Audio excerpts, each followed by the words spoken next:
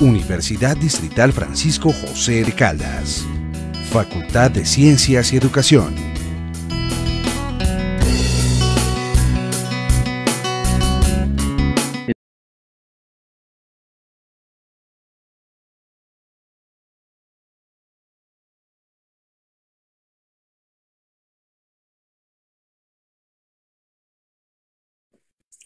Muy buenas tardes a toda la audiencia que sigue la transmisión de nuestro seminario permanente de investigación, que como ustedes saben es un espacio creado para la investigación en la Facultad de Ciencias y Educación.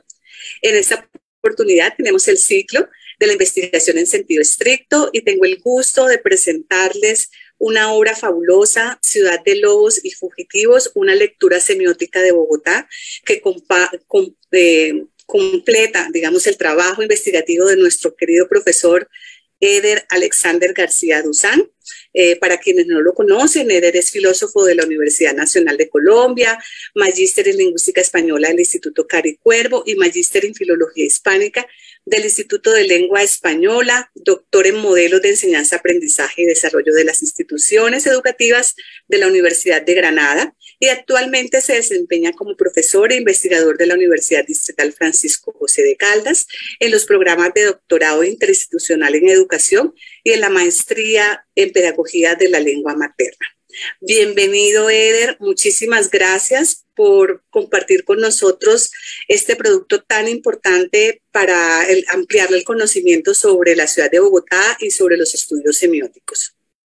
Mil gracias, Pilar. Quiero que me confirme, por favor, si me escuchan bien. Fuerte y claro. Vale, mil gracias, Pilar. Bueno, lo primero es agradecer la invitación.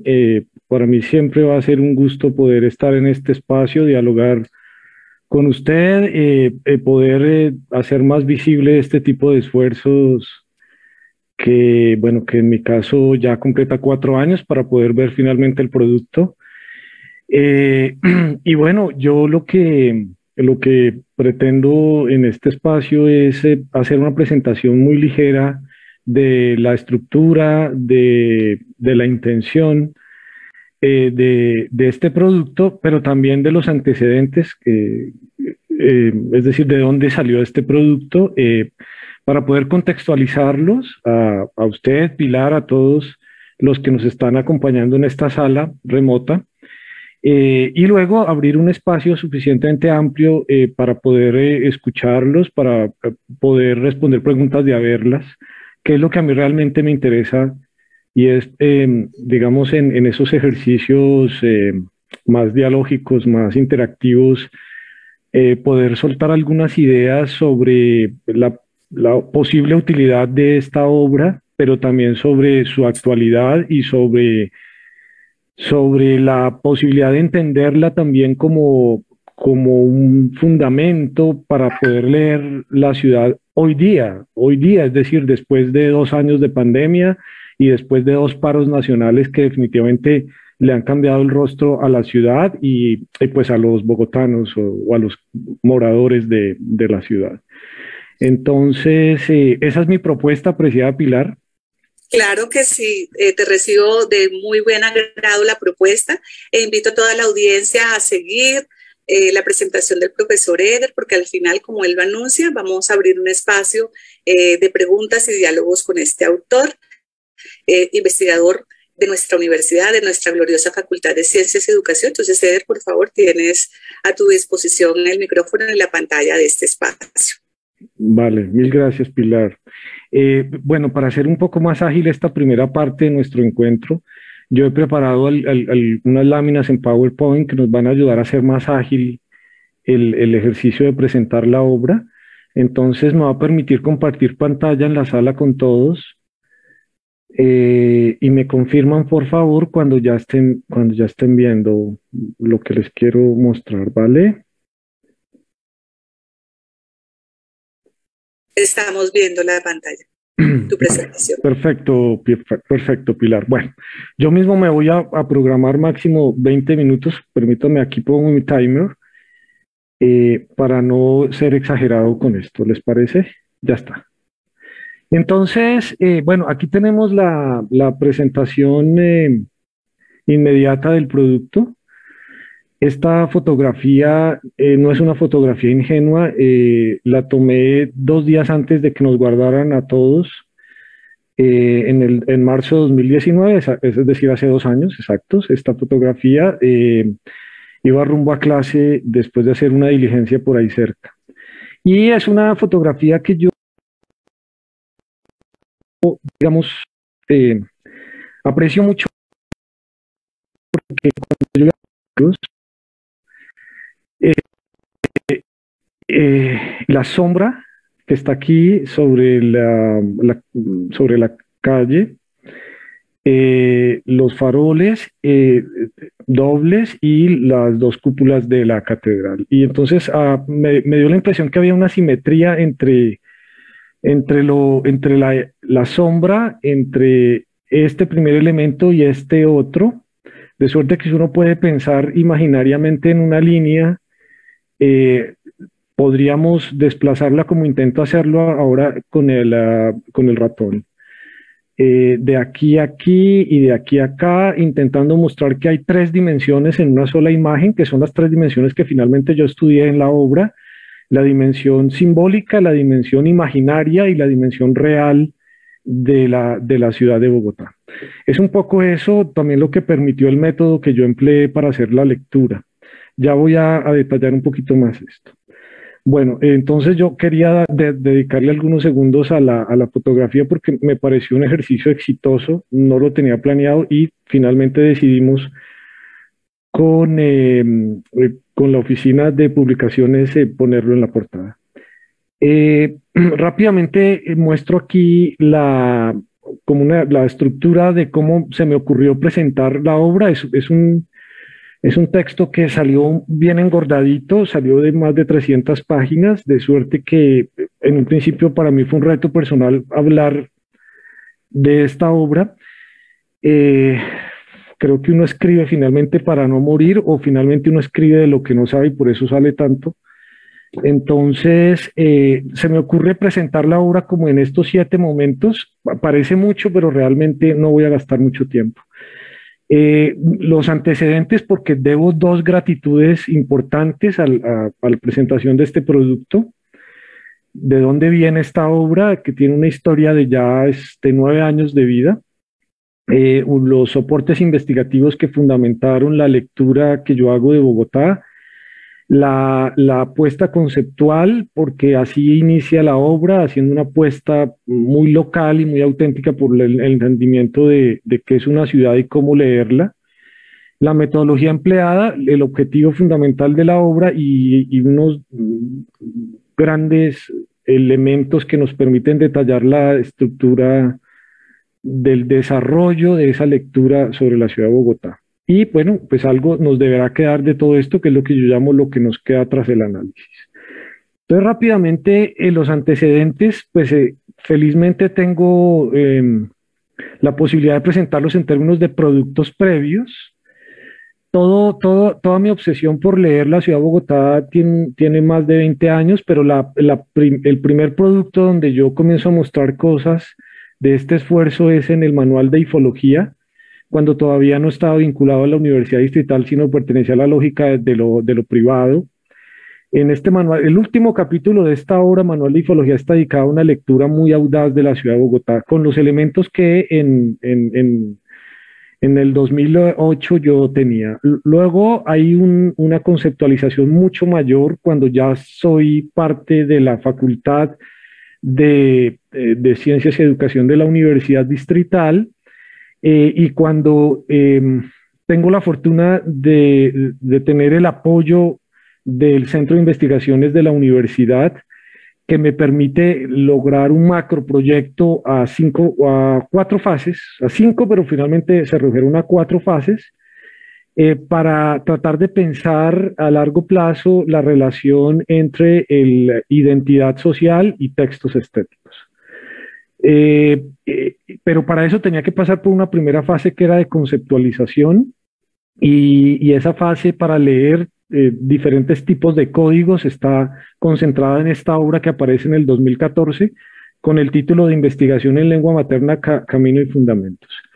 Y luego en la siguiente fase centro la atención en el estudio de la identidad social desde textos estéticos concretos y me voy por los textos literarios y estudio la cuentística de Gabriel García Márquez y de allí sale este producto. En la siguiente fase, que es la que acabamos de culminar con este nuevo producto, pues hago ese mismo esfuerzo entre la relación identidad social y ciudad entendida como un macrotexto estético. Ya detallaré un poquito más esto último.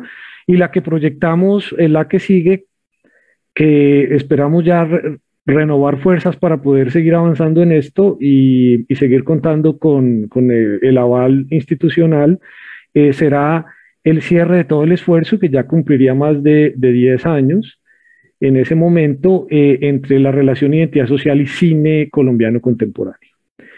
En concreto, lo que podemos ver en esta obra es que está soportada en 4 pilares, obras fundamentales previas, como la obra de José Luis Romero, la de Ángel Rama, los textos de Alfredo Uriarte y el texto clásico de Bogotá Imaginada de Armando Silva, porque son obras que nos permiten no solo reconocer lo que se ha hecho para poder leer la ciudad de Bogotá desde perspectivas simbólicas, sino porque me permitían abordar la ciudad desde preguntas, y eso es bastante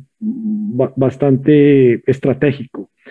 Preguntas como ¿qué del pasado de la ciudad de Bogotá desestabiliza nuestra identidad como bogotanos y qué tanto ese pasado se filtra en el presente? Y para eso pues leía a José Luis Romero con Latinoamérica, las ciudades y las ideas, preguntas como ¿qué revelan las ciudades latinoamericanas de los rasgos culturales y sociales de sus moradores? Y por eso tuve que recurrir a la ciudad letrada de Ángel Rama. Preguntas como ¿por qué Bogotá como objeto real es un conjunto de imaginarios? O dicho de otra forma, ¿por qué lo imaginario de una ciudad es condición de lo real de esa ciudad a través de lo simbólico? Y para eso está Armando Silva.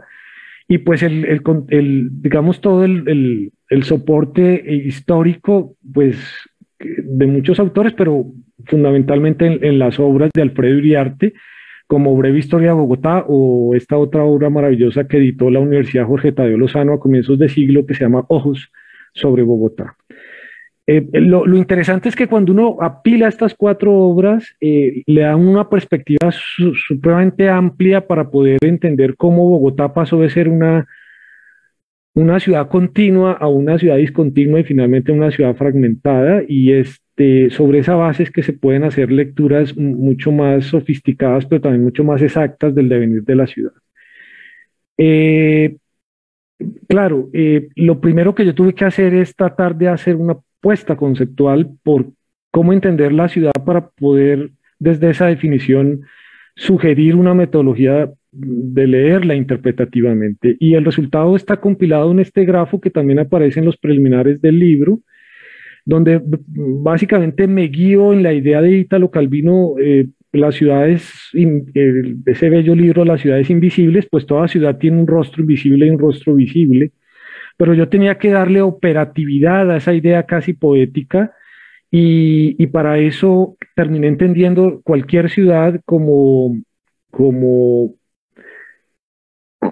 la intersección, es que es un concepto muy bastante abstracto, pero no se me ocurre ahora otro, como la intersección entre 3 redondeles, el redondel de lo objetivo, de lo subjetivo y de lo intersubjetivo, entendiendo por lo objetivo pues todo lo que tiene que ver con la sintaxis y la morfología urbanas, es decir, la ciudad física, la ciudad visible, y lo subjetivo como todas las representaciones mentales y las formas de simbolizar esas representaciones, que es lo subjetivo y que tiene que ver con los imaginarios, y finalmente el resultado de qué pasa cuando se combina lo físico con lo visible con lo invisible en la interacción cotidiana, que es el redondel de la intersubjetividad.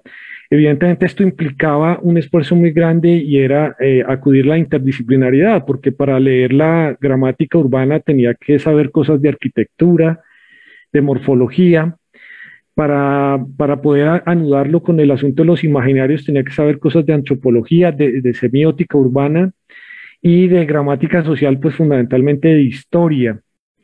Y en ese recorrido interdisciplinar, pues a mí la historia se me convirtió en un personaje extraño porque me parecía multifacético, me parecía como la mala del paseo en todo este esfuerzo, termina siendo la historia como la prostituta del asunto porque se mete con todo el mundo para poder decir algo sobre hechos aparentemente veraces del devenir de una ciudad. Pero bueno, esos detalles los podemos comentar si les parece, pues ya en el otro momento de nuestro encuentro. Eh, bueno, hecho esto, pues entonces la pregunta era, bueno, ¿y yo cómo comienzo a leer cada uno de estos redondeles? Y luego cómo comienzo a leer la intersección que genera cada redondel. Porque noten que ahí hay por lo menos cuatro intersecciones posibles, la del objetivo subjetivo, objetivo intersubjetivo, intersubjetivo subjetivo y el nudo o el ombligo que genera el mismo grafo, donde están los tres en un mismo lugar. Y entonces encontré el método de la semiótica en la versión de Klinkenberg, del semiólogo belga Jean-Marie Klinkenberg, que me permitía entender que yo podía leer lo objetivo como lo sintáctico de la ciudad, lo subjetivo como lo semántico de la ciudad y lo intersubjetivo como lo pragmático de la ciudad. Y en ese orden de ideas aparece en resumen, la ciudad como un texto que se comporta de la misma manera que se comporta cualquier texto en una lengua natural. Y leer ese texto de esa manera me permitía también hacer tres desplazamientos que son muy similares a los que se hacen en análisis del discurso en cualquier modelo genérico. Un momento descriptivo, uno comprensivo y uno explicativo.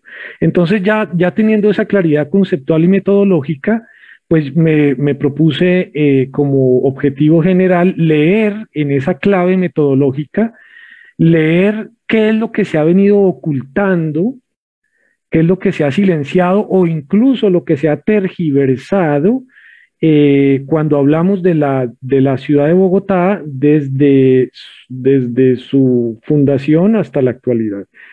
Y en ese orden de ideas, aquí hay un tufo, yo no sé si lo nota Pilar y todos los que nos acompañan en la sala, hay un tufo ahí que tiene que ver con esas ideas colonialistas y esas lecturas de desestructuración epistémica, etcétera, etcétera. De manera que era la búsqueda de otros saberes o saberes escondidos o tergiversados sobre Bogotá para tratar de comprender muchas de las preguntas cotidianas que nos hacemos sobre nosotros, sobre nuestra identidad, sobre lo que somos como bogotanos, como colombianos.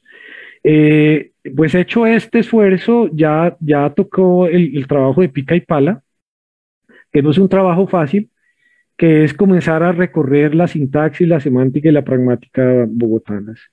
Y sobre esto, pues hay muchos detalles en la obra, pero pues yo quiero resaltar de la gramática, o sea, de la parte objetiva de la ciudad de Bogotá, quiero resaltar que hay un desplazamiento de la sintaxis ceremonial circular indígena hacia la sintaxis reticular o de damero que se establece con la tercera fundación que hace el judío converso Jiménez de Quesada.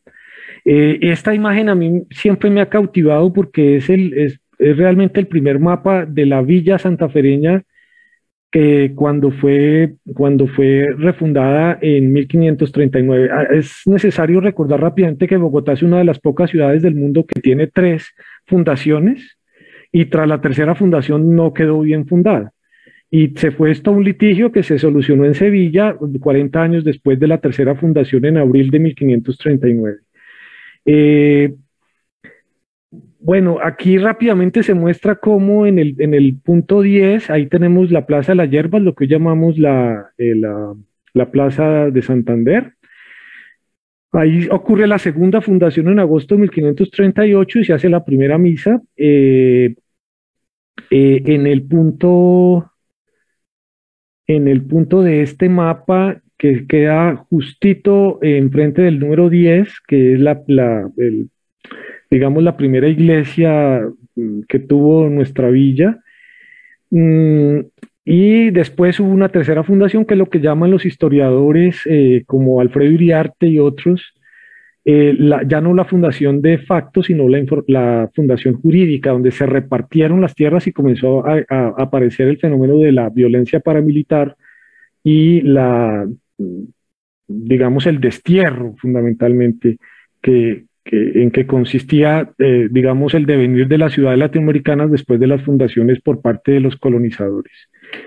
Esta imagen es muy bella, también está en el libro porque este es realmente el primer croquis de Bogotá 46 años después de fundada. Y aquí rápidamente podemos ver Monserrate, Guadalupe, el río Bogotá muy lejos del casco histórico de la ciudad. Alfredo Iriarte es uno de los historiadores que opina que Bogotá es la ciudad peor fundada del mundo, de todo el globo terráqueo, porque como Jiménez de Quesada pues no era conquistador ni militar, no tenía mucho conocimiento de fundación, y esta es una de las pocas ciudades latinoamericanas que no es ciudad portuaria y está muy lejos de un río principal, ¿no? De un río importante, de suerte que tuvimos la poca fortuna de que un judío converso sin conocimientos y quebrado económicamente por ser mal abogado llegara a fundar Bogotá en el lugar más lejano e inhóspito que se puede pensar para fundar una ciudad. Recuerden que hasta 1940 de Barranquilla a Bogotá una persona tenía que gastar 42 días de su vida para llegar, ¿no?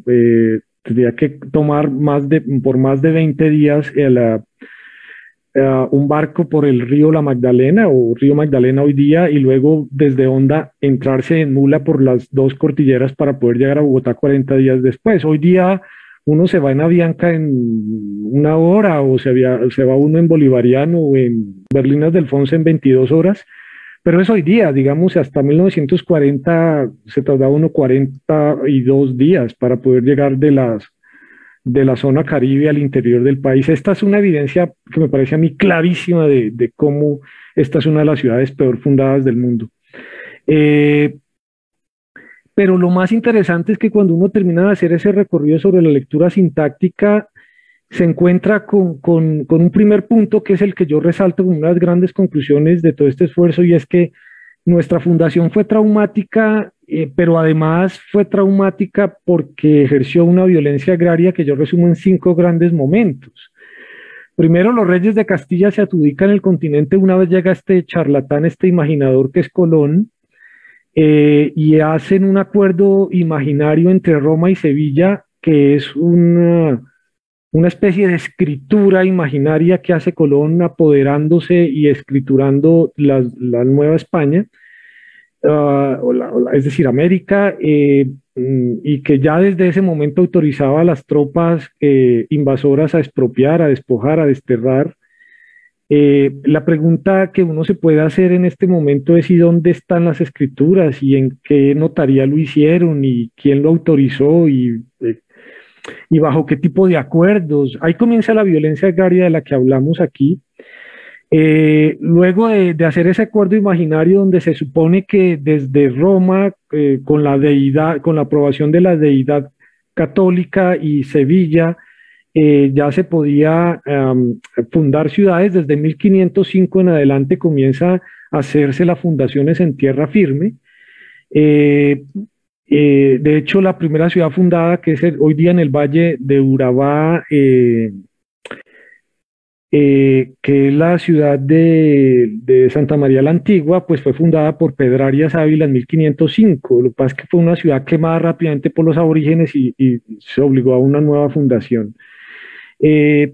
De ahí en adelante siguen las violencias porque la autoridad imaginaria que viene desde Europa obliga a los colonizadores, porque la mayoría de los fundadores de ciudades no son conquistadores, son colonizadores, es decir, sin conocimientos muy acertados de la fundación de ciudades. bajo actos rituales que implicaban por lo menos tres actores: el adelantado, es decir, el capitán, que hacía la obra teatral de poner la espada, de arrancar el prado y de azuzar a la gente a ver si alguien impedía la fundación. Luego venía la misa a través del sacerdote y finalmente un absurdo ejercicio de escribano donde hacía una escritura y una repartición de tierras sin acuerdos con los otros. Y en el caso nuestro de Bogotá, pues ese adelantado fue Jiménez de Quesada, que tiene todas las características de un paramilitar premoderno, con ejércitos privados a cargo y que actúa antes de irse a hacer el litigio a Sevilla como un gamonal o como hoy día diríamos un cacique, o en esa estética traqueta de la época, guardando obviamente las distancias, pero con todas las características comunes. Y ahí podríamos resumir toda esa violencia agraria en la que se funda Bogotá. Después de que el capitán hace el dominio, pues vienen los destierros y los despojos, y lo que se llama en la lógica, en el discurso militar de ese momento del siglo XVI, las correrías, que consiste básicamente en robar tierras, en robar comida, en robar animales para comer y en apropiarse de lotes para poder asentar allí las familias de cristianos viejos. Me voy a saltar esta imagen porque creo que gastaría un tiempo haciendo unos detalles que creo que ahora no son tan importantes. Lo que sí quisiera es pasar rápidamente hacia el otro aspecto, el aspecto de la lectura ya no sintáctica o objetiva, sino la lectura subjetiva o semántica, que también podemos llamar de gramática social. Aquí yo lo que quiero resaltar para esta presentación de la obra es que cuando uno hace el recorrido de quiénes son nuestros colonizadores, descubrimos que no son cualquier tipo de personas. El 55% de los colonizadores de nuestras tierras son entre moriscos y marranos, es decir, cristianos nuevos convertidos o musulmanes convertidos, pero que tenían una característica muy importante y por eso despectivamente o se les llamaba moriscos, que es el diminutivo de moro, o se les llamaba marranos, que es la forma despectiva de tratar a los cristianos nuevos, es decir, a los judíos convertidos forzosamente al cristianismo.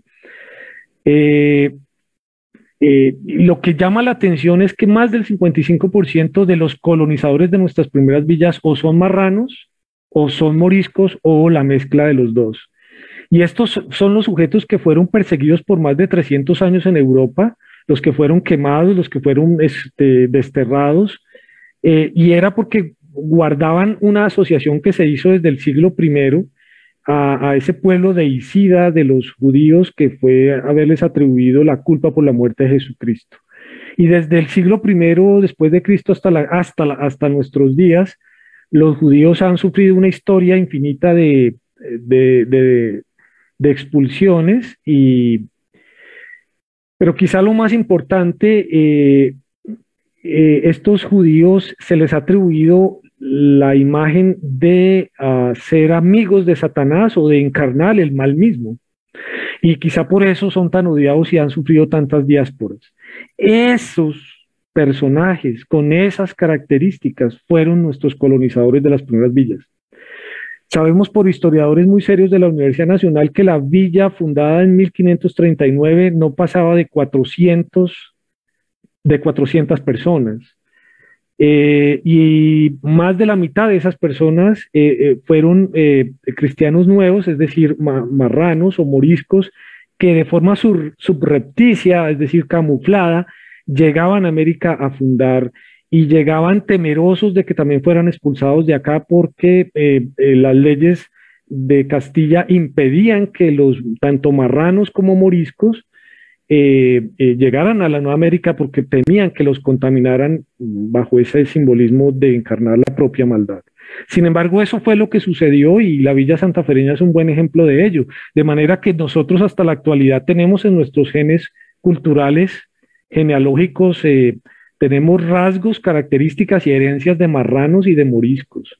Y esto es muy importante para entender nuestro perfil de personalidad colectiva, pero también nuestros comportamientos sociales y también, digamos, el caos de una ciudad como Bogotá, que parece ser un objeto indiscutiblemente complejo, pero también muy difícil de explicar.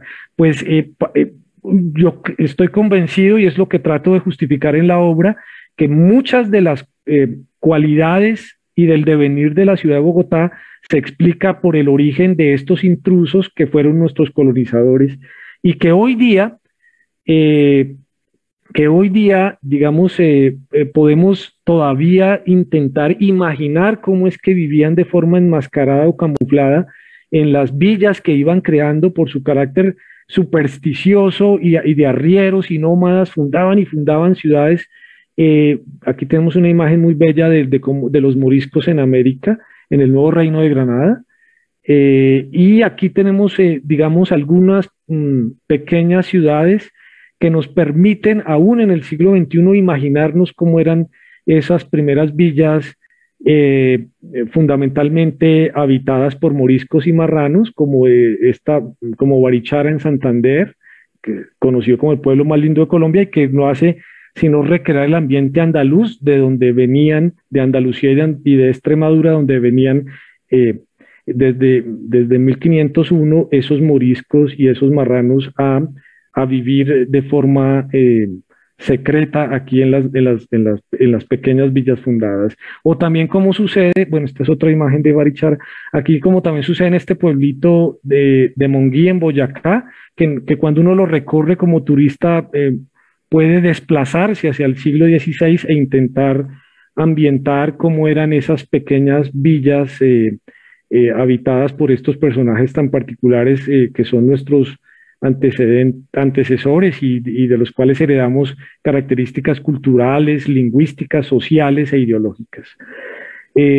Bogotano que se respete suple rápidamente una comida con arroz, tajaditas de plátano y si se puede con las lentejas del día anterior. Ese tipo de cosas, hasta en esas nimiedades, podemos justificar que vienen como herencias directas de la alimentación de la economía de pan coger de los moriscos en las villas de la actual Cundinamarca. Pero hay algo que quiero, y es lo que a donde se va desplazando, la tesis de toda la obra, hay algo que comienza a marcarse muy claramente, y es que comienza a aparecer una división social que vive en pugna, en tensión. Comienzan a aparecer castas sociales, comienzan a aparecer pequeñas repúblicas que luego son justificadas legalmente por la ley de Indias en el siglo XVII, donde se muestra claramente que los 4 siglos de cultura colonial bogotana está marcada socialmente, en esa gramática social, por una exclusión entre la República de los blancos y los demás, donde están incluidas las minorías étnicas, y esto sigue marcándose y es el origen del odio actual que es tan evidente, por ejemplo, en el mundo político y que, por ejemplo, actualizamos el domingo pasado, etcétera, etcétera. Esto está claro porque es una herencia que viene del siglo XV de España. En España esa división y esa pugna de grupos sociales viene por el Consejo de Toledo, cuando en España se dividen todos los habitantes en 2 grandes grupúsculos: los cristianos viejos, que pelean contra los judíos o los moros, y los cristianos nuevos, que son los convertidos forzosamente, pero que actúan de manera sinuosa y de manera hipócrita, es decir, con doble rostro. Y eso se traslada a América y, por ejemplo, se manifiestan las castas de hidalgos en la primera zona de la época colonial bogotana, y en los demás, que son llamados ya no la casta española, sino la casta de tierra. Esto, evidentemente, entre el siglo XVII y XVIII, como lo muestra Castro Gómez, pues hace que que se dividan las villas nuestras por lo menos en 15 grandes clasificaciones, todas por una lógica de exclusión racial, y esto operaba perfectamente en una villa como las nuestras. Sin embargo, cuando uno hace el recorrido, que es lo que quiero mostrar en esta lámina que parece muy cargada de información, pero lo que quiero mostrar aquí básicamente es que uno hace el recorrido siglo por siglo, un poco basado en la idea de José Luis Romero de dividir el devenir de las ciudades latinoamericanas en 6 grandes categorías por siglos, y uno comienza a mirar en cada siglo, en cada ciudad, la fundada, la hidalga, la criolla, la patricia, la burguesa y la masificada, comienza uno a mirar y se conserva esa tensión social entre excluyentes y excluidos, tomando nombres concretos en cada ciclo. Por ejemplo, en el ciclo de la ciudad hidalga estaba la nobleza, el hidalgo que se oponía a los otros, o por ejemplo ya en la ciudad de Patricia, entre los siglos XVIII y XIX, ya hablábamos, era del patrón, del cacique y del siervo.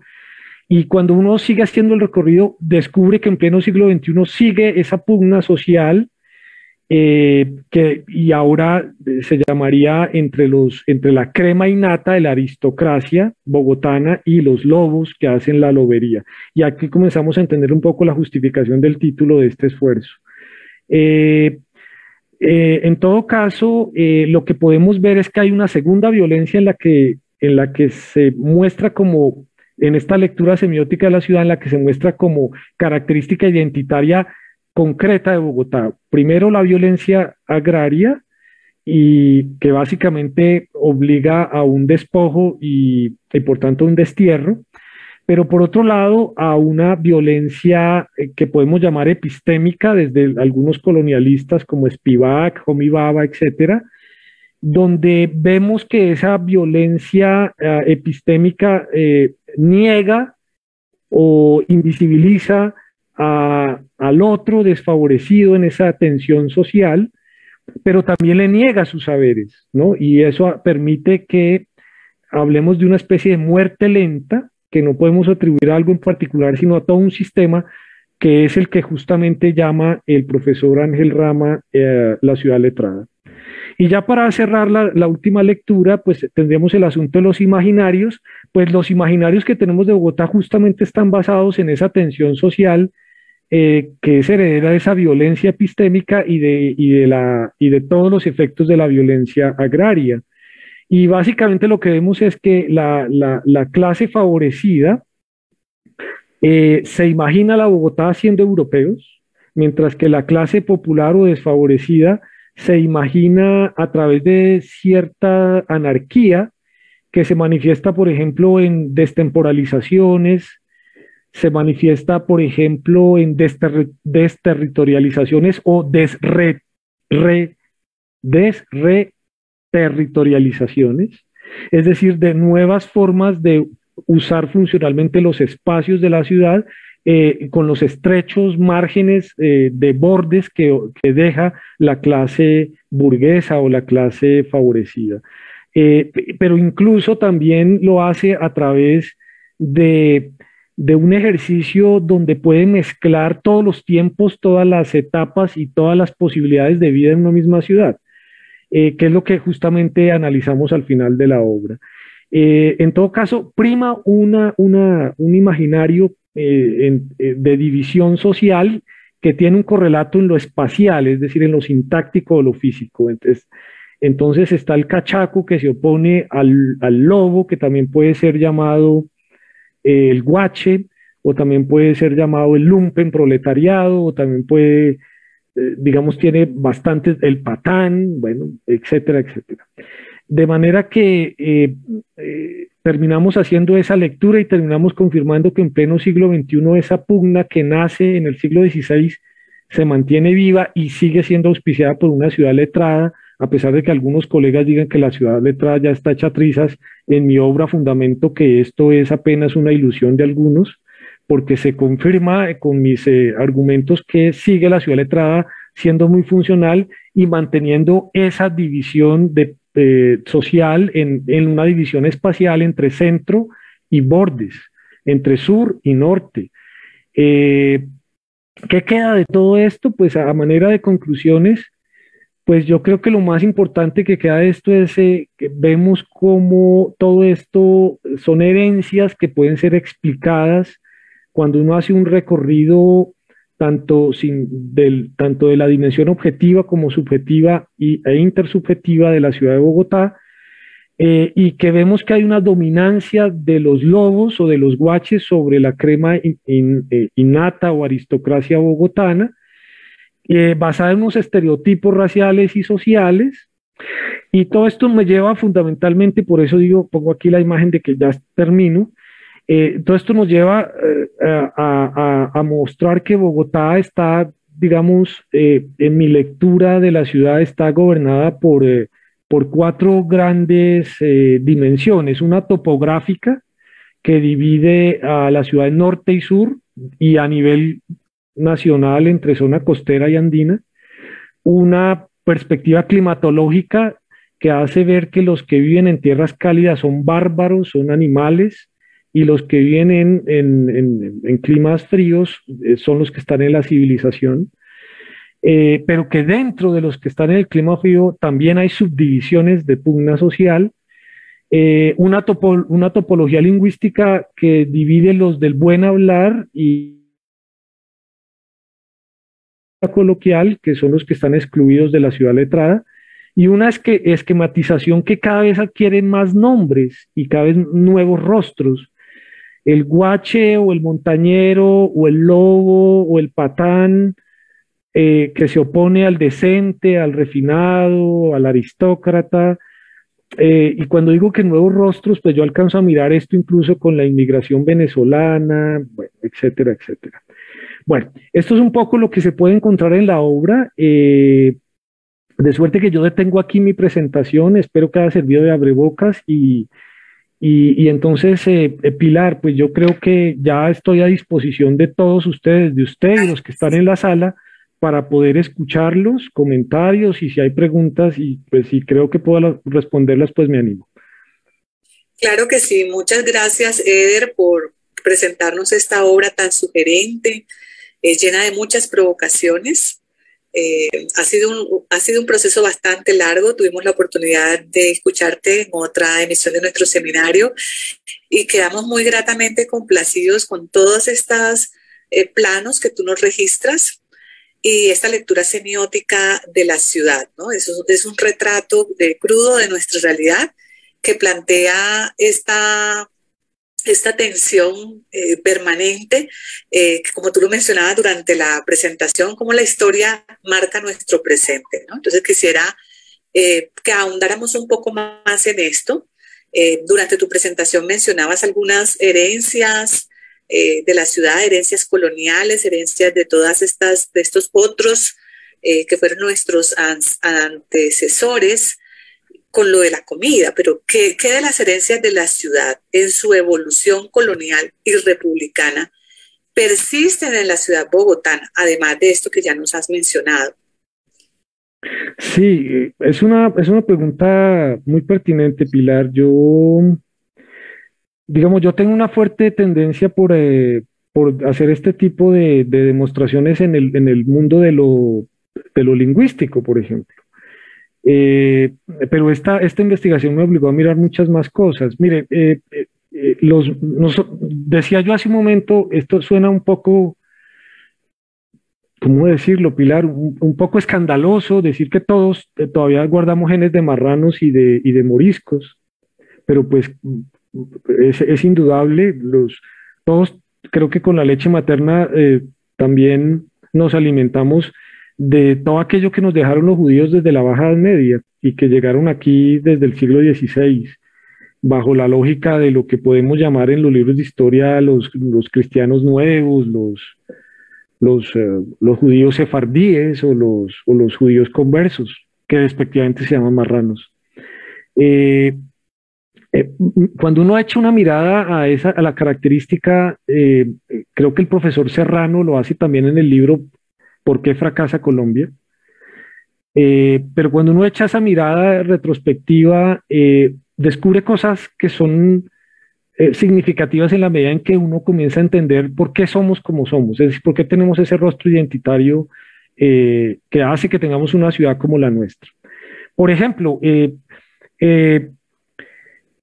hay que olvidar que ellos fueron obligados, esos colonizadores nuestros, de la Villa Bogotana fueron previamente obligados a cambiar de nombre, de religión y de identidad. y lo hicieron forzosamente tras 300 años de persecución en Europa. Y entonces lo que hicieron fue comprar apellidos vascos a bajo precio, apellidos como Altuzarra, Aguirre, Botero, Rodríguez, para poderse camuflar y llegar a América y vivir aquí como literalmente como camaleones. Es que no podían ser pillados porque inmediatamente iban a la Inquisición y eran o expropiados o quemados. De suerte que tenían que vivir de una manera muy modesta, hablar muy poco y muy cortésmente, especialmente con uso de cortesías como su merced, etcétera, etcétera. ¿Para qué? Para no ser pillados y luego ser expropiados. Pero aquí hay algo más fundamental. No tenían una identidad con el territorio porque han sido nómadas toda la vida y porque entraron aquí sin ninguna expectativa de quedarse. Solo que se pudieron camuflar porque se metieron en las zonas más oscuras de las cordilleras colombianas y lograron afianzar allí las villas, empezando por la Villa Bogotana. No se bañaban como cualquier morisco, no se bañaban sino los viernes en la noche y se cambiaban de ropa cada 8 días los viernes en la noche. De suerte que eran tildados por los demás villanos, literalmente, o sea, los habitantes de la villa, eran tildados de cochinos, y de ahí vienen algunos insultos que todavía conservamos en Bogotá en la actualidad.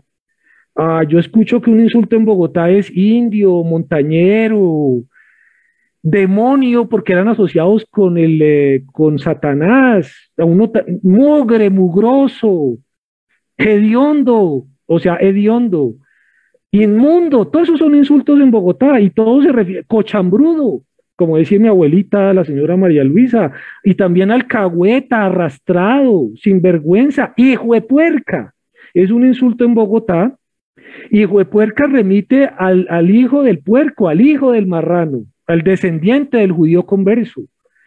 Pero también ahí vienen otra cantidad de insultos que conservamos en la actualidad sin que sepamos de dónde vienen y qué significan y qué están arrastrando desde el siglo XVI, como cuando nos dicen corrompidos o indios brutos o muérganos o mala hierba o cochinos o ñapangas ya en dialectos mucho más desfavorecidos. Todo esto podría ser explicado desde ahí, incluso lo hay en refranes. Hable que no hay moros en la costa, para referirse a los moriscos que estaban aquí subrepticiamente camuflados en las villas. Ese refrán que escuchamos de las abuelas, indio, mula, moro y mujer, si no la han hecho, la van a hacer. Ese refrán, que es muy de mi familia, pues refiere a esa antigüedad donde venimos, y esos refranes son, como dice José Luis Romero, elementos que nos permiten entender cuáles son nuestras características identitarias. Los refranes son, dice José Luis Romero, una especie de cajoncitos donde se guardan las ideologías diacrónicas de cada cultura. En expresiones populares como aquí hay gato encerrado, o cualquier cosa que le diga es mentira, para referirse a cualidades de los moros en la forma como se comunicaban en la colonia, o ciertos colombianismos como el colombianismo embolatar, porque es que si hay algo que hacía muy bien el moro o el marrano era embolatar al otro para poder sobrevivir en su estructura arriera o nómada, ¿cierto? Esa cuchufleta, esa chilindrina de no de papaya, es que viene de allí, porque es que si daban papaya a los moros, pues eran quemados en la Inquisición cuando llegó a Colombia, a la actual Colombia en 1610, ¿cierto? Incluso en los tratamientos respetuosos que incluyen los diminutivos, que es muy típico del habla mozárabe, es decir, del romance andalusí, que fue la lengua con la que llegaron hablando esos intrusos colonizadores moros y marranos. Incluso los chistes, el humor nuestro, que es tan básico y que da es grima y no risa, viene de ese humor malo de los moros y de los marranos, ¿no? De suerte que ahí uno puede ver cómo por ejemplo, en esas estructuras simbólicas, cómo todavía reproducimos, bueno, para los que creemos que hay una conciencia social en la lengua, es decir, que la lengua refleja la cultura, y por eso usted lo sabe muy bien, Pilar, en los currículos de lengua, de carreras de lenguas extranjeras no se habla de inglés 1, inglés 2, sino de cultura anglófona o francófona 1, 2, 3, porque quien estudia una lengua no estudia una lengua, estudia una cultura en su devenir. De suerte que si yo conozco los avatares de la lengua, conozco la cultura de quienes usan en los espacios comunicativos esa lengua. Aprender una lengua es aprender una cultura, no es aprender sintaxis ni fonética. No, no, eso es un añadido que se mantiene por allá en unos modelos de enseñanza muy antiguos ya, ¿no? Entonces yo, por ejemplo, lo podría responder en ese sentido, apreciada Pilar, en cómo en el mundo de las expresiones lingüísticas podemos ver esas herencias, ¿no? Aún en la actualidad. Ahí está trabajadito en el libro de una manera un poco más detallada. Exacto, eso te iba a decir, no, déjanos leer el libro para profundizar en esas ideas, pero sí hay muchos de los comportamientos se reflejan en el lenguaje, ¿no? Nuestros comportamientos lingüísticos, y has traído a colación una cantidad de vocablos y de expresiones que son muy distintas de la manera como también nos comportamos. Bueno, pero la semiótica en este estudio, digamos, tan profundo que tú hiciste, que te llevó a mirar la historia pasada de Bogotá, pues me imagino que dentro de cada una de estas etapas que has revisado, de todos los planos que revisaste, el objetivo, el intersubjetivo y el subjetivo, pudiste advertir problemas. Entonces me preguntaba, ¿cuál ha sido el mayor problema de la ciudad de Bogotá visto desde los estudios semióticos? Y si ese problema se suma al compendio de obras como la ciudad narrada, la ciudad letrada, que nos citas, o sea, ¿cómo suma tu obra al compendio de obras que tratan de explicar Bogotá desde la identidad? Sí, yo tuve momentos de crisis en el desarrollo de la investigación y luego en la escritura del libro, porque yo no quería caer en los lugares comunes. Es decir, no quería ser un compilador de lo ya dicho, yo quería aportar algo de saber urbano al respecto, y creo que lo logro en esta medida. Yo creo que uno de los grandes, cuando uno hace toda esa lectura desde atrás, con eso, con todas las herramientas que nos ofrece la semiótica, en mi lectura quedó algo como, parece ser obvio, pero no se había dicho con cierta claridad o transparencia, y es el asunto de, bueno, nuestros antecesores, nuestros colonizadores, de donde venimos todos, finalmente, pues tenían serios problemas con la ley, ¿no? Pues porque al ser hipócritas, es decir, de dientes para afuera eran cristianos, de dientes para adentro en su vida privada, en su vida familiar actuaban de otra forma, pensaban de otra forma, etcétera, etcétera. Esa hipocresía, esto es literal, ¿no? El hipócrita, el que tiene dos rostros, esta hipocresía pues ha hecho mucho daño, porque eso implica no obedecer a la ley, no reconocer una ley, sino jugar con la ley perversamente. Entonces yo propongo la categoría del pequeño perverso para referirse al bogotano, que es aquel bogotano que se respete, es aquel que quiere conocer la ley solo para violarla y para hacer su propia versión de la ley. Es un problema con la ley, y en ese sentido somos embaucadores, y que también era una característica típica de los marranos y de los moriscos. Hasta en eso, o bueno, fundamentalmente por eso es que podemos reconocer esa herencia, diría yo. Es el problema de la ley y por tanto de una perversión social. Y ese problema de la ley, por ejemplo, yo tuve la fortuna de preverlo antes del estallido social entre abril y mayo del año pasado en Bogotá. Y por eso me parece que la obra puede ser útil, porque nos permite leer la Bogotá de hoy, de marzo del 2021, aunque haya sido terminada de escribir hace 2 años. Porque yo alcanzo a prever que el problema con la ley, de no respetar la ley y de ser perversos frente a la ley, de ser pequeños perversos frente a la ley, ha hecho que en Bogotá se caigan las figuras de autoridad y se reemplacen por figuras efímeras. Y se confirmó en el paro del año pasado.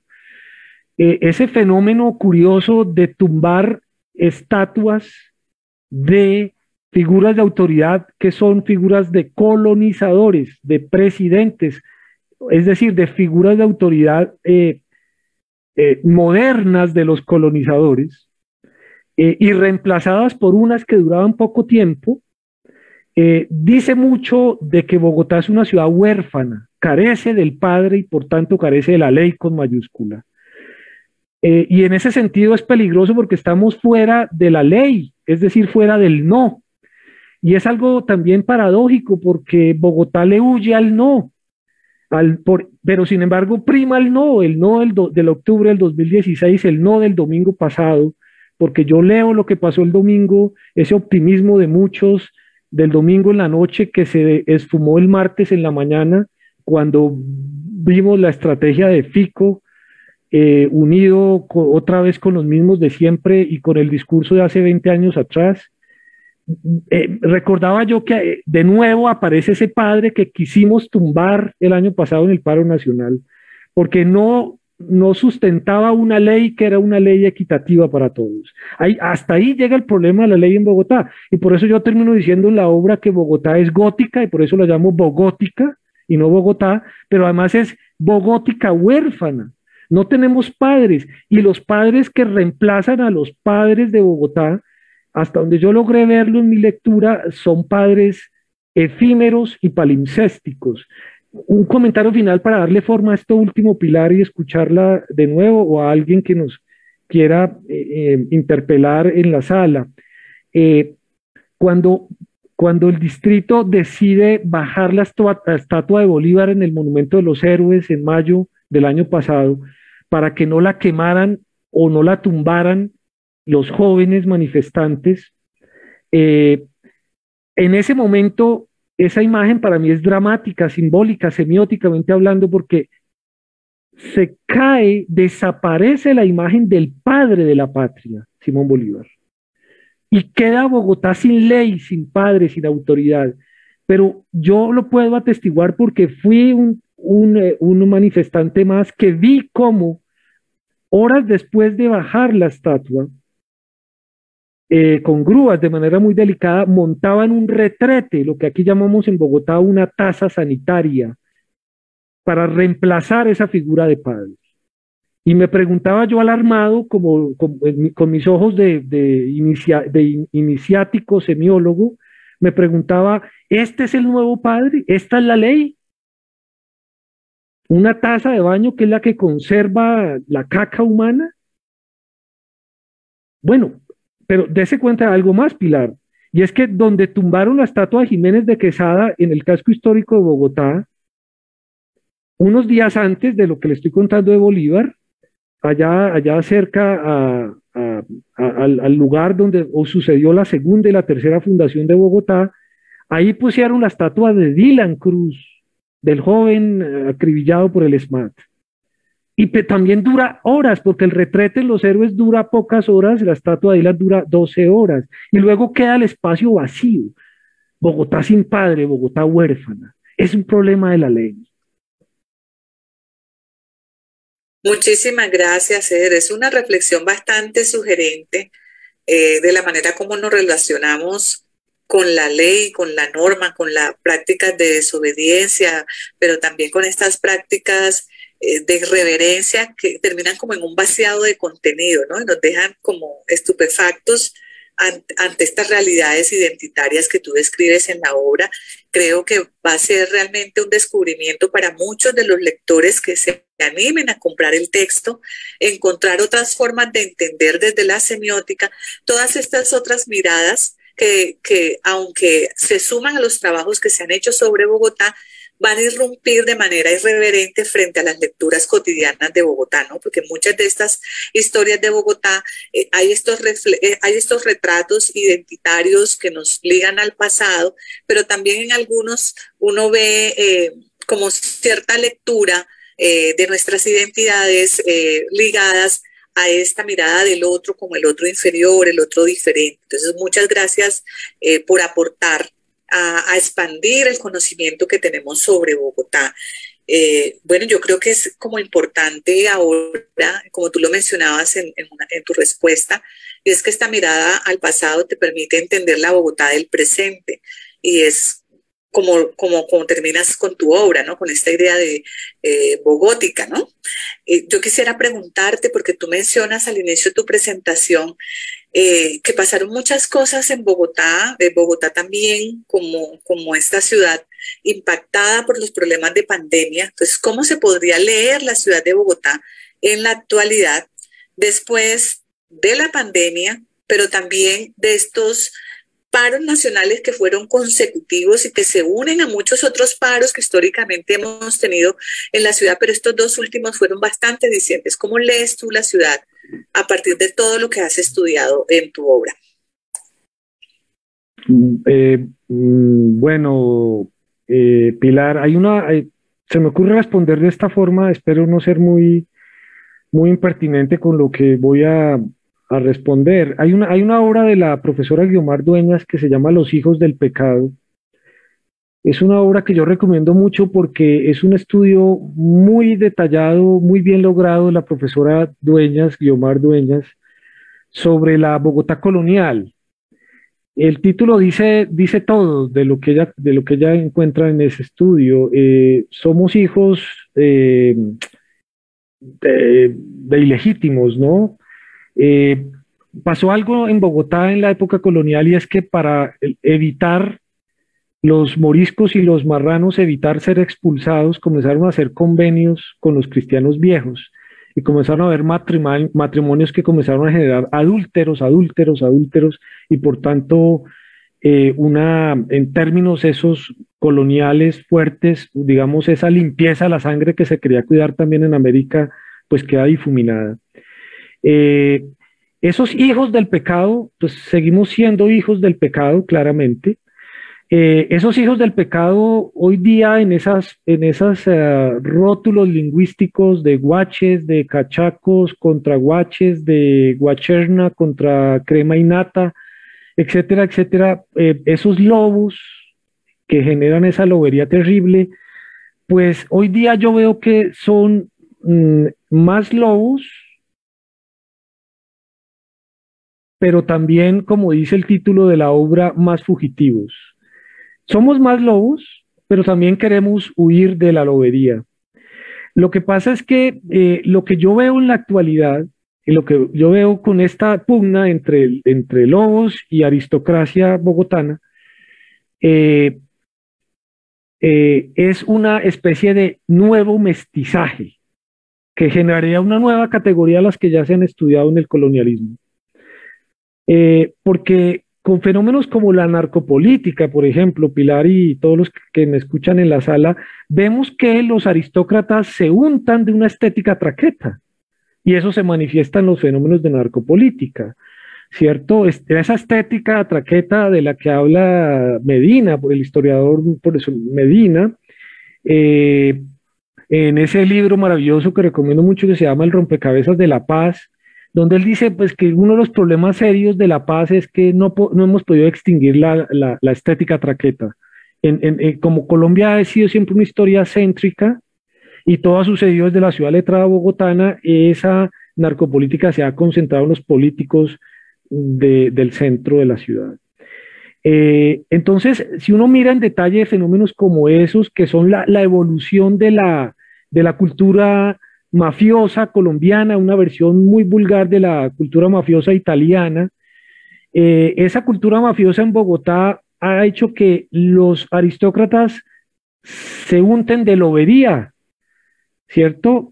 Y entonces, en ese orden de ideas, los que evitaban ser lobos ahora tienen mucho de lobos, y los que somos lobos, digámoslo así, queremos cambiar la fisonomía por otro animal, qué sé yo cuál, habría que mirar.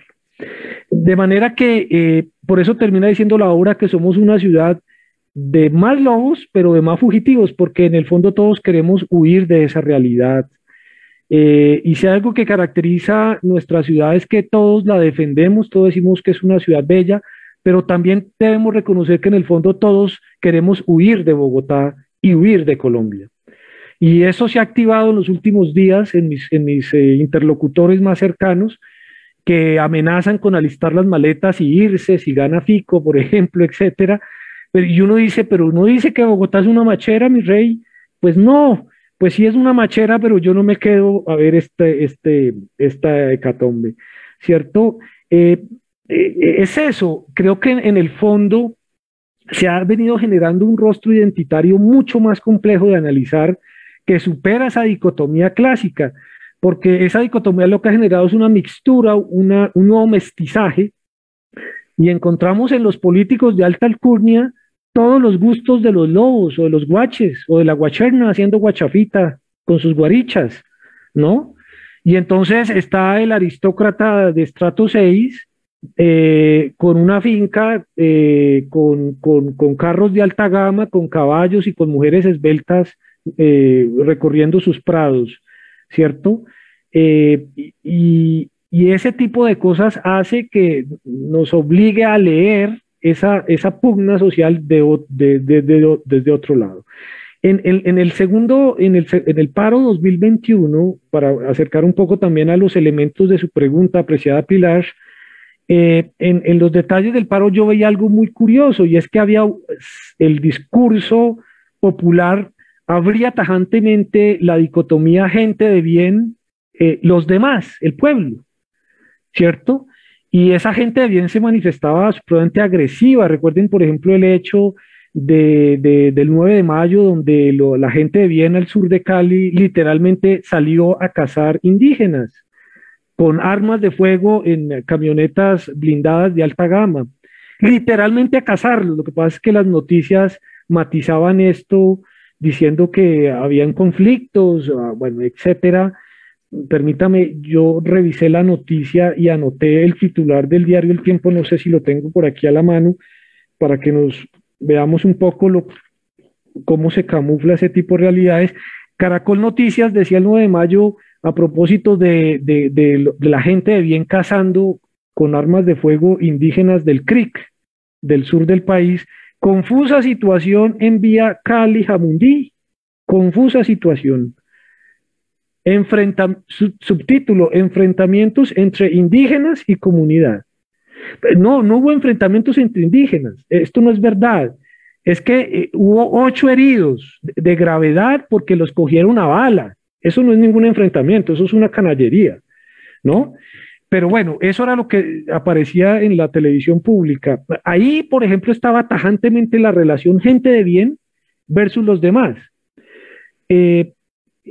Esa gente de bien, por ejemplo, comenzó a tener voces discriminatorias, ¿no?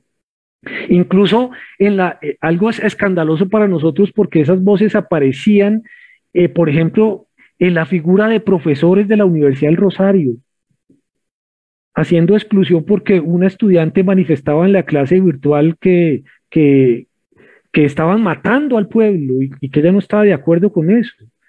No sé si lo recuerda Pilar, no sé si recuerda, y además es reelegida del Centro Democrático esta política Paola Holguín, que salió diciendo a los medios de comunicación, a los jóvenes manifestantes de la primera línea: dejen de estar llorando por un solo ojo, cuando teníamos ya 8 casos de jóvenes tuertos por la violencia de la policía. O como, por ejemplo, un hecho que a mí me impactó mucho, como los medios de comunicación taparon abiertamente el hecho de que en Almacenes Éxito de Cali se usaban los locales de Almacenes Éxito para torturar jóvenes.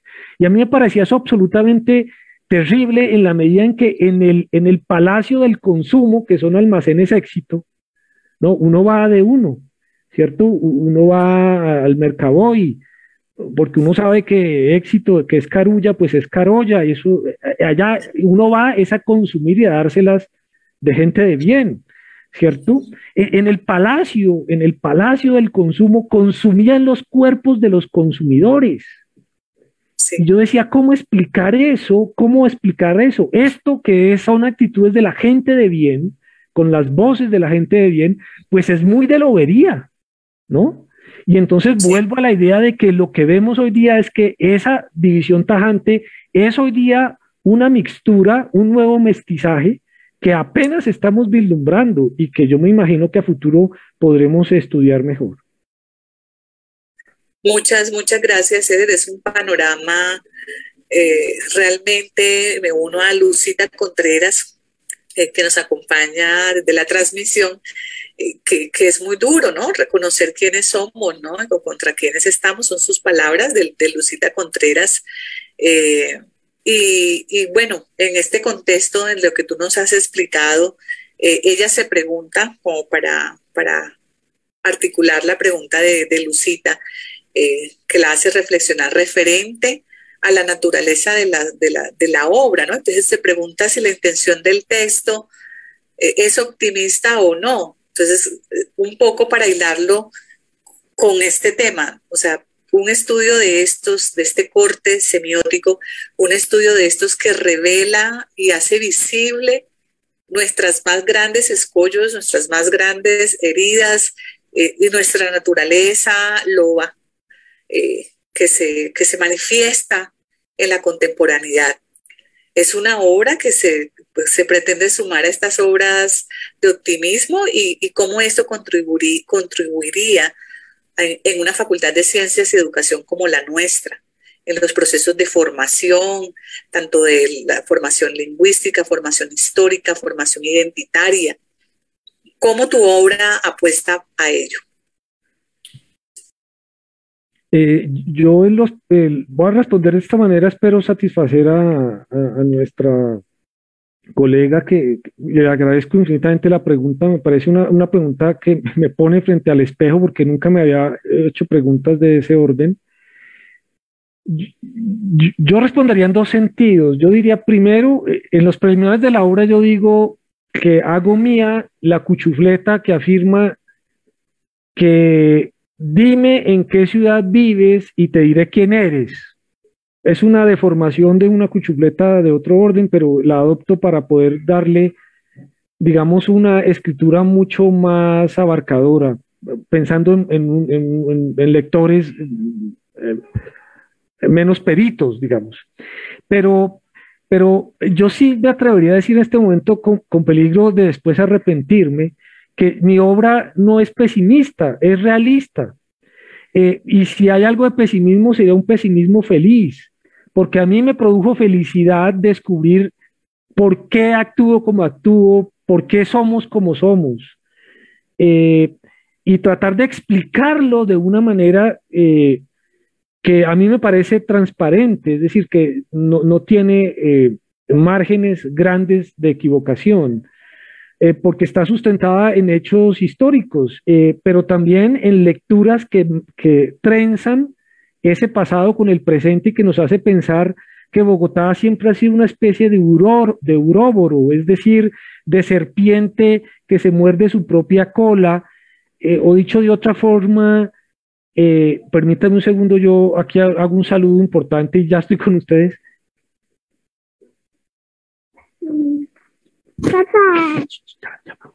Ya, discúlpenme. Y luego siempre estamos repitiendo el mismo síntoma, pero bajo otros rótulos significantes. De manera que leerme a mí, porque es que leer la ciudad es leernos a nosotros mismos, obligó a leerme a mí. Y eso me permitió explicar muchas cosas de mi comportamiento sinuoso, de mi forma de asumir la ley, de mi forma de circular en la ciudad, ¿cierto? La forma, es decir, yo diría que sí es útil en la medida en que, aunque es un encuentro duro con el espejo, es un encuentro que es explicativo. Yo recuerdo que en otro espacio en esta misma sala, apreciada Pilar, yo decía que hacía propio la idea de David Bushnell en ese libro maravilloso de Colombia, una nación a pesar de sí misma, o sea, Colombia, una nación a pesar de nosotros mismos, de nuestra canallería, lobería, etc. Bushnell dice que Colombia es uno de los países menos estudiados y por eso de los menos comprendidos. Yo a lo largo de mi vida académica me he encontrado con colegas que me preguntan, me confrontan y me preguntan por qué pasa lo que pasa en nuestra ciudad, en nuestro país, ¿por qué somos así? ¿Por qué somos así? ¿Por qué, por ejemplo, es tan propia la cuchufleta esa despectiva de usted no sabe quién soy yo? ¿De dónde viene ese narcisismo? ¿De dónde vienen esas trabas conductuales, colectivas, etcétera, etcétera? Y este tipo de estudios nos permite ponernos frente al espejo, vernos con un rostro un poco más auténtico, históricamente determinado e históricamente explicado, y ahí estaría la ganancia de este tipo de esfuerzos investigativos. De suerte que sí, no es pesimismo, y si es un pesimismo, sería un pesimismo feliz y bastante útil, diría yo, apreciada Pilar.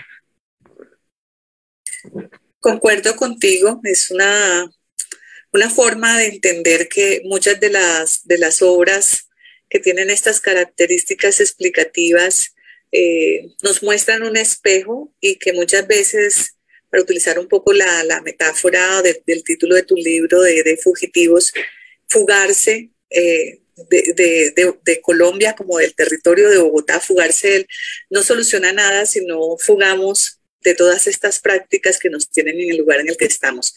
Es lo que me queda a mí como aprendizaje y provocación para leer tu obra. No pararme de estas ópticas de si la obra es pesimista o si es optimista, es hacer una interpelación de verdad quiénes somos y qué estoy haciendo como ciudadana de Bogotá para cambiarla. ¿Contribuyo a perpetuar estas prácticas o me trato de fugar y cómo lo hago, ¿no? Entonces es muy importante la contribución que estás haciendo. Te agradecemos mucho, Eder, este espacio. ¿Dónde podemos conseguir el libro? Ya está a la venta. Si nos puedes compartir el link para toda la audiencia que nos sigue, porque varias personas de la sala no reaccionaron con preguntas, pero sí indagan por la consecución del libro, la posibilidad de conseguir el libro. Pilar, pues el libro tiene el tiraje por la editorial de la Universidad Distrital, por tanto es en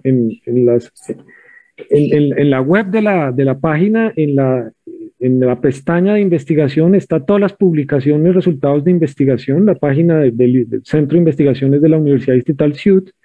Y allí está toda la información se puede comprar el libro en un lugar físico, digámoslo así, pero también se puede comprarlo por la vía remota y virtual. Eso es lo que yo tengo entendido. Yo hace poco recibí mis ejemplares que son destinados no para venderlos, sino para regalarlos. Es curioso porque uno se los regala a quien debería comprarlos para apoyarlo a uno, ¿cierto? Pero uno termina regalándoselos y se ofuscan si uno pide que se los compre, toca regalarlos. Entonces hay una paradoja muy curiosa. Yo cojo este libro y lo miro y digo, bueno, es el resultado ya de una macro investigación de 10 años, pero todavía Pilar no puedo respirar profundo porque viene la siguiente fase, que ya es con cine contemporáneo, y ahí creo que estoy en camisa de 11 varas, ¿no? Pero vamos a ver qué resulta. Quizá la vida nos dé el chance de volvernos a encontrar un día a futuro, espero no muy lejano, en esta misma sala para hablar de identidad y cine, y ya no de identidad y ciudad. Así es, muchísimas gracias, Eder.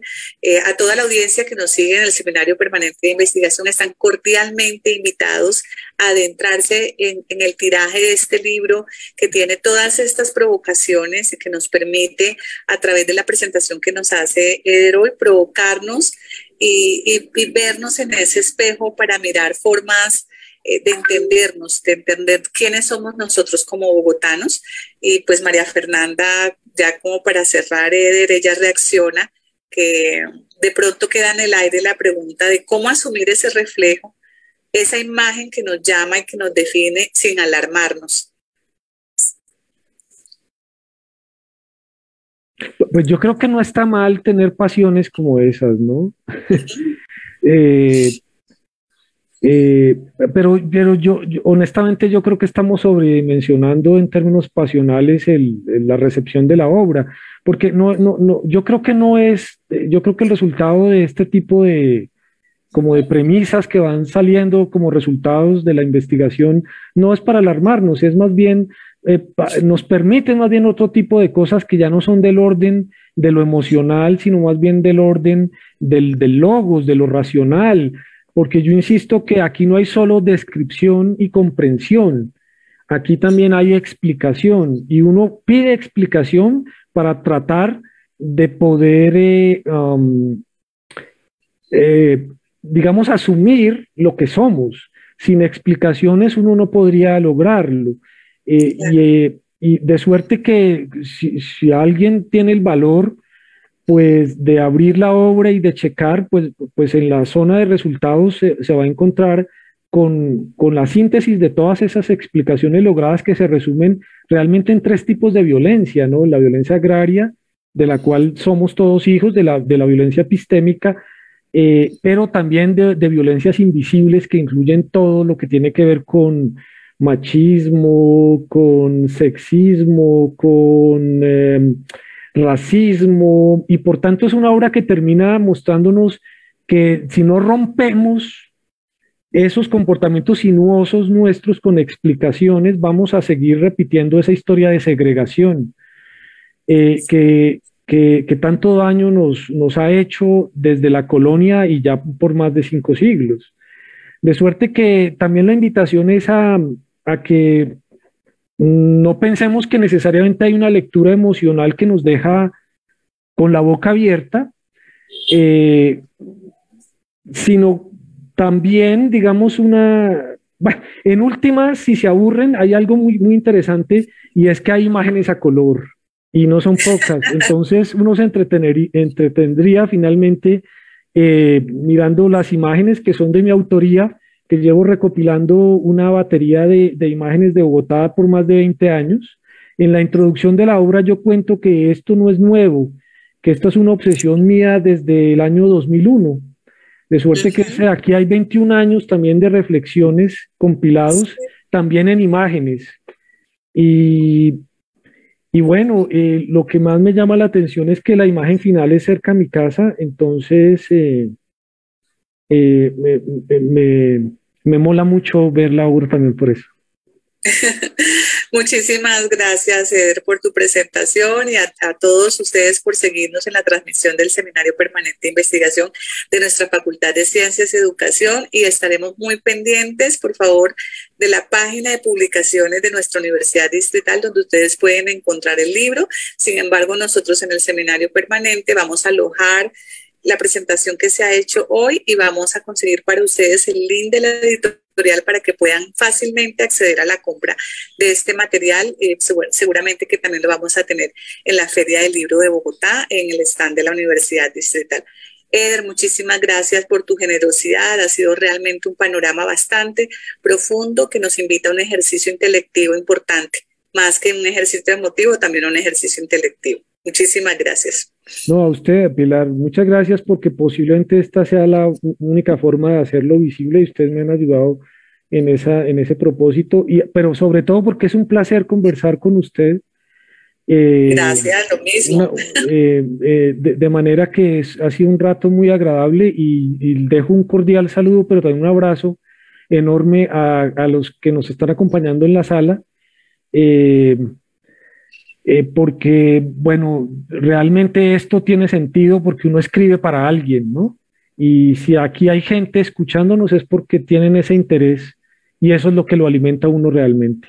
Entonces, gratitudes para usted, Pilar, para su equipo, para Tatiana, que ha sido muy gentil conmigo, y también agradecimientos y gratitudes enormes y honestas a los que nos están acompañando en la sala hoy. Muchas gracias.